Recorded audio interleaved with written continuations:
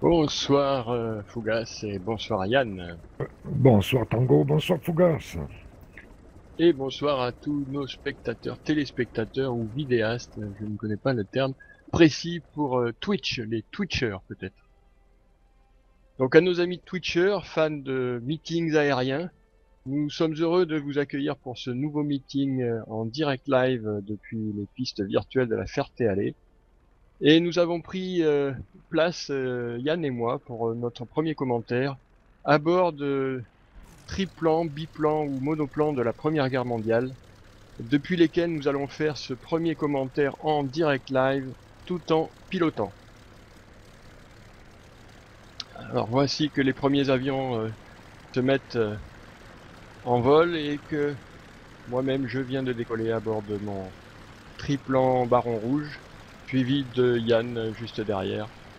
Et nous avons le plaisir de vous représenter ce vol d'avions aussi bien allemands qu'alliés qui vont commémorer pour l'ouverture de ce meeting la Première Guerre mondiale et la mémoire des As de cette époque, des As et puis des pilotes ordinaires qui ont tout simplement sacrifié leur vie euh, pour la défense de leur pays, qu'ils soient du côté allié ou du côté ennemi, du côté allemand. Eh bien, bienvenue à tout le monde. Moi-même commentateur, je suis derrière le Fokker DR rouge, le fameux baron rouge du baron von Richthofen. C'est pas facile de piloter, de suivre les avions en même temps, mais on va essayer de faire tout ça. Et Donc, oui, mon cher Yann, cet avion a été développé par Fokker, bien entendu, et tout simplement, le baron rouge avait tout simplement décidé de peindre son avion en rouge, non pas par esprit comme ça, mais tout simplement parce qu'il voulait attirer les avions ennemis à lui. Donc il voulait être repérable. D'où la couleur rouge. C'est un avion quand même, le baron von Richthofen, qui, dans la même journée de mars-avril 1917, a abattu 20 appareils, 20 appareils ennemis. Donc, son nom est parti de là. Et les Anglais, les Américains l'ont appelé le Diable Rouge. Voilà en ce qui concerne cet avion. On pourrait en dire encore beaucoup plus dessus. Alors moi-même, je pilote un Newport 17.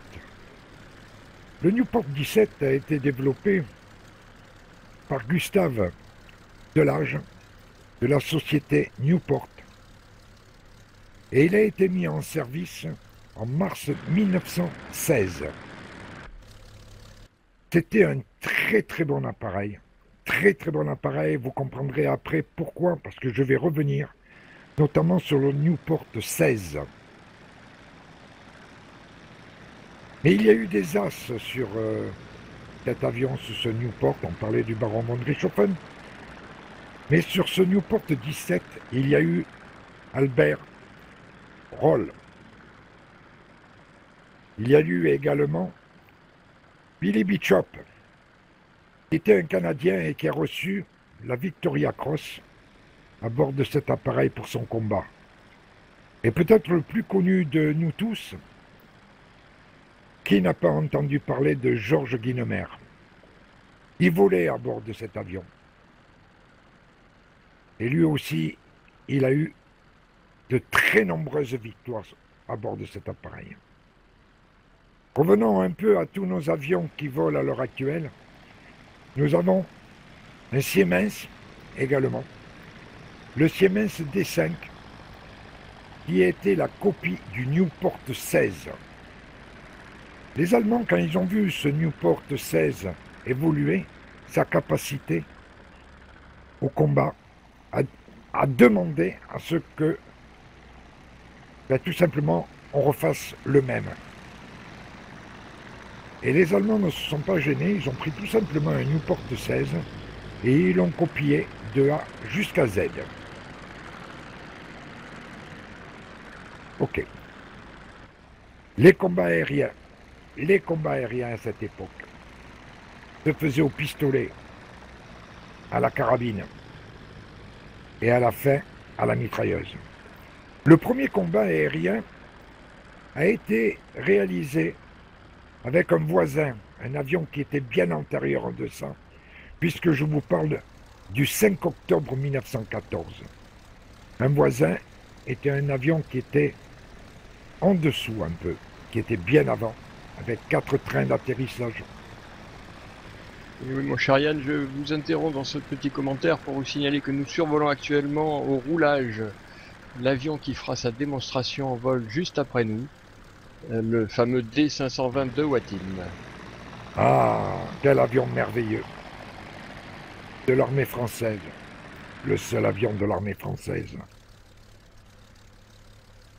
Et je vous en prie, reprenez votre commentaire sur la WW1.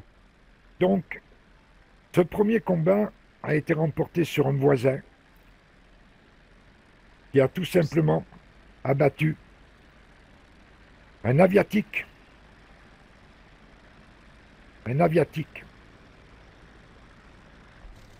À son bord, il y avait tout simplement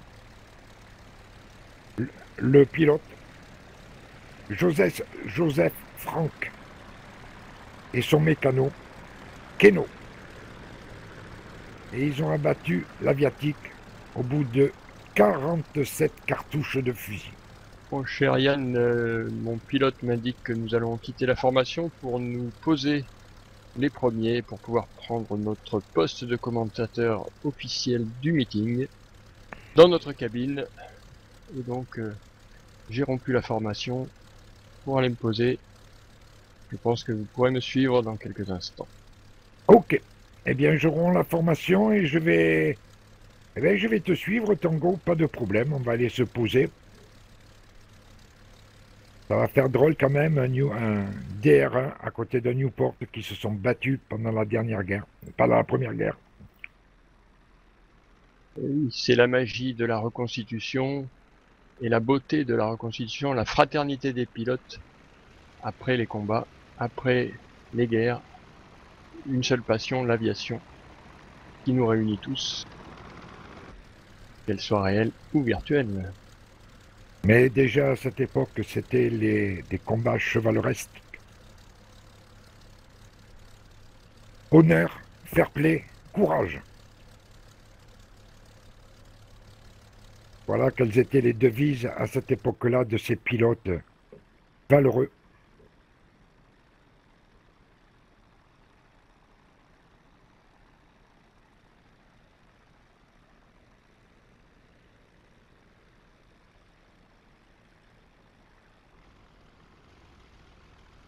Donc me voici en approche du parking. Je vais bientôt donc quitter cet avion majestueux, historique, fabuleux à piloter et rejoindre la cabane des commentateurs, la cabane rouge et blanche qui célèbre à la Ferté-Alais.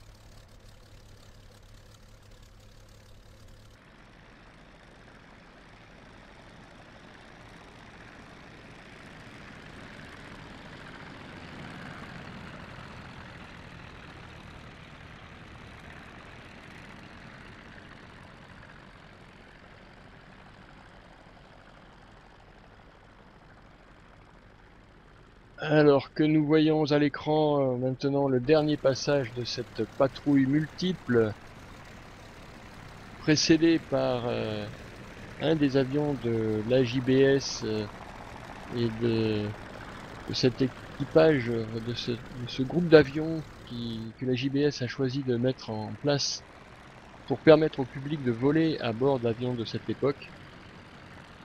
Et dans le cas de l'association Aero Vintage, l'avion bleu et jaune que vous voyez devant permet ce genre de prestation sur le site de la Ferté-Alais depuis son ouverture au mois de mars jusqu'à la fermeture de la saison vers le mois d'octobre.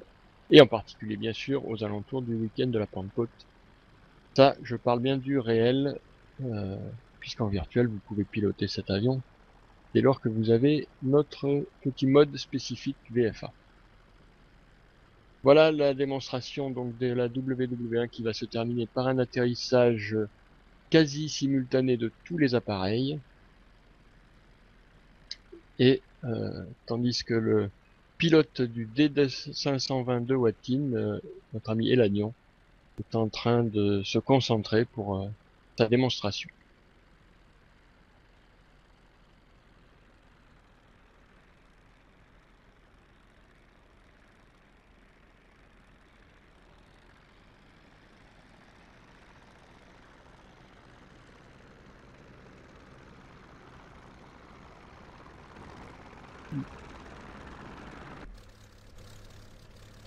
La tour m'informe qu'en fait ils vont se poser en deux groupes de façon à optimiser la sécurité de l'atterrissage.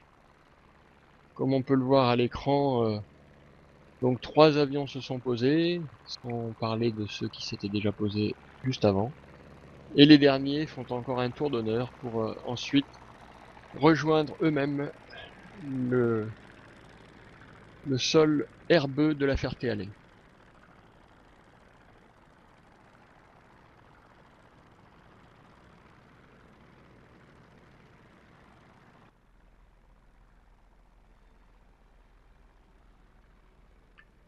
Tandis que cette musique va accompagner les derniers moments de ces avions dans les airs de la Ferté-Alais virtuelle pour ce soir, avec une petite démonstration de la manœuvrabilité du triplan Fokker, puisque bien sûr seul le Baron Rouge, le Baron Rouge n'était pas le seul à avoir un Fokker triplan.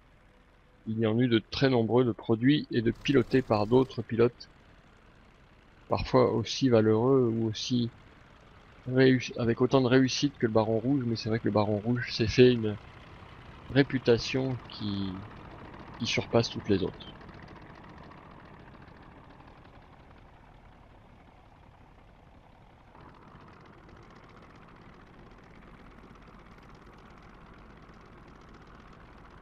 Et oui, si je peux rajouter une petite chose, c'était des chevaliers du temps moderne. Les premiers. C'est grâce à ces pionniers de l'aviation, car le haut commandement ne voulait pratiquement pas en entendre parler. Eux, c'était les tranchées, la baïonnette.